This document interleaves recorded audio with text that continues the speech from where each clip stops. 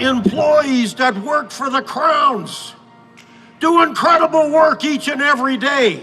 They're the ones that keep the water running, keep the lights on, keeps the heat on in our house, keeps the internet going, keeps us in communication with our families. They play an essential service each and every day for all citizens in Saskatchewan.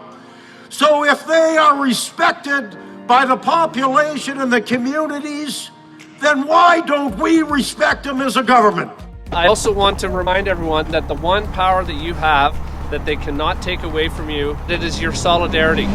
It is your ability to stick together as a family that will make the difference.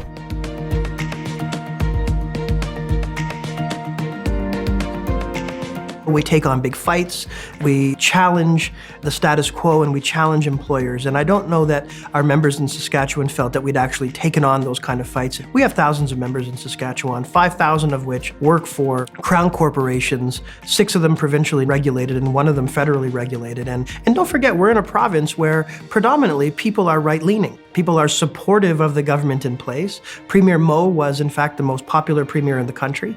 And so we had to figure out a way to engage with these members, build the union, and actually manage to get them to vote in favor of a strike, but also have the courage to take on the government. The process of bargaining is different. Every single round of bargaining is different. Every single collective agreement has different variables that come into play.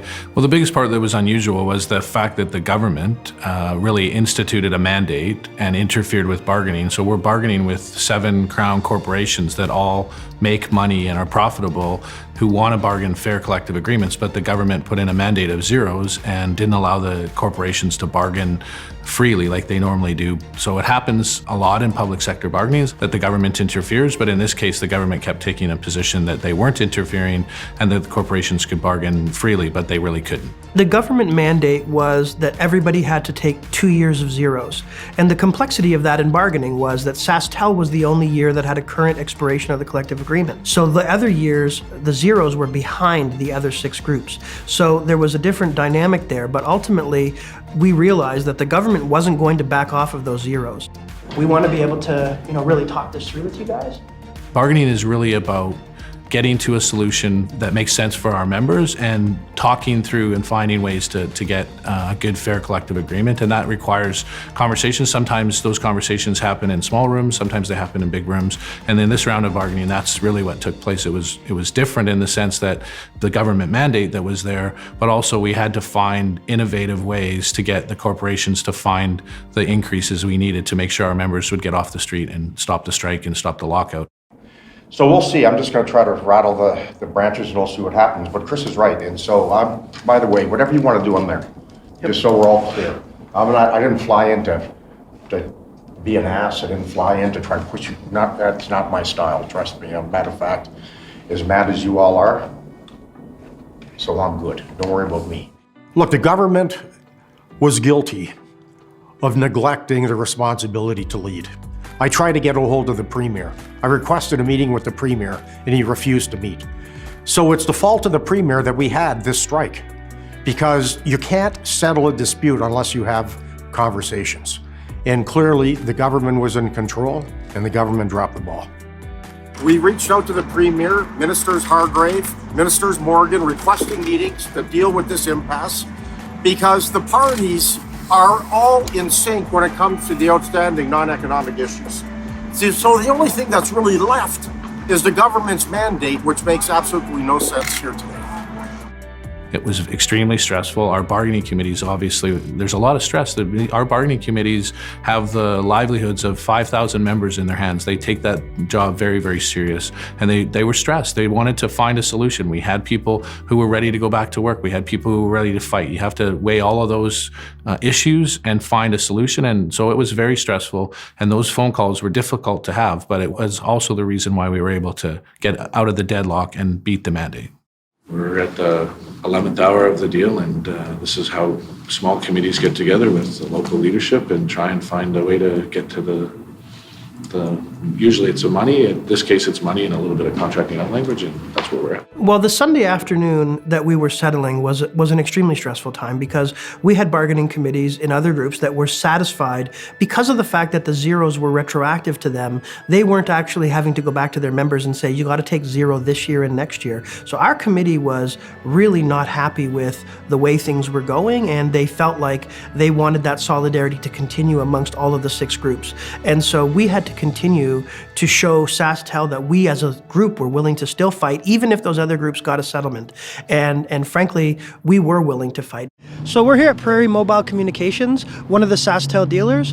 Our goal the next couple of days is to visit and talk to SaskTel customers who are going to SaskTel dealers. It's to disrupt this dealer network. Maybe you don't go in today just to support. I just got to get a cell case. He's just getting I don't support SaskTel. Thank you very much. That's what we want. So I think that's, yeah, exactly. Let's just stop them and say, you know, if you're going to go in, please don't shop at SaskTel, shop SaskTel products, other products, do what you like. Just try to slow them down and do exactly what you did. I think that was great. In Unifor Custom, we continue to up our game when it comes to strikes and lockouts. So it's the largest strike we've ever had in Unifor, 5,000 members on the street. So we did whatever it takes to get the job done and to settle this dispute. We did commercials, we did contests, dance contests on the picket lines, we did blockades of different places, we shut down facilities, we had fencing. We were prepared to do whatever it takes.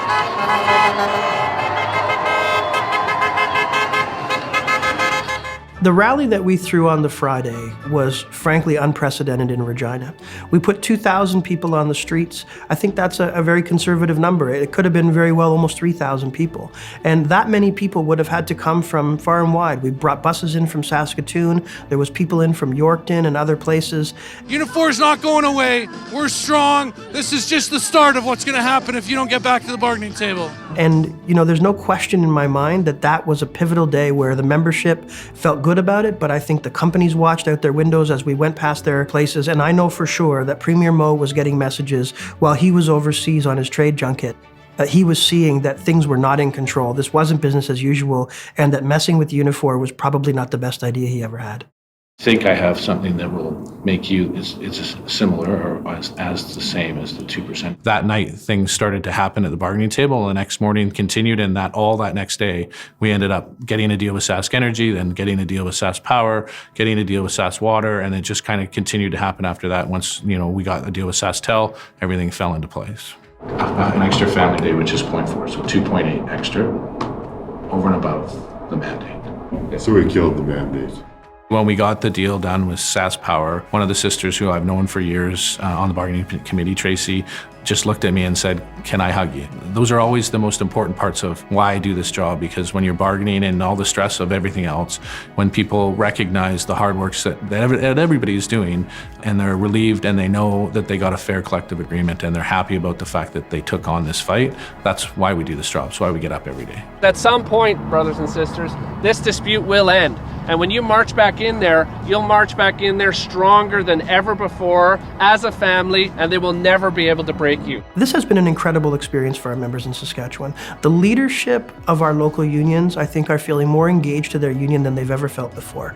I think they understand the types of resources that we poured into Saskatchewan, the type of assistance from our staff, from the President's office, from the President himself. So this fight was historic. It was important. It's the largest strike in the history of Unifor. And we won. And we won because we stuck together.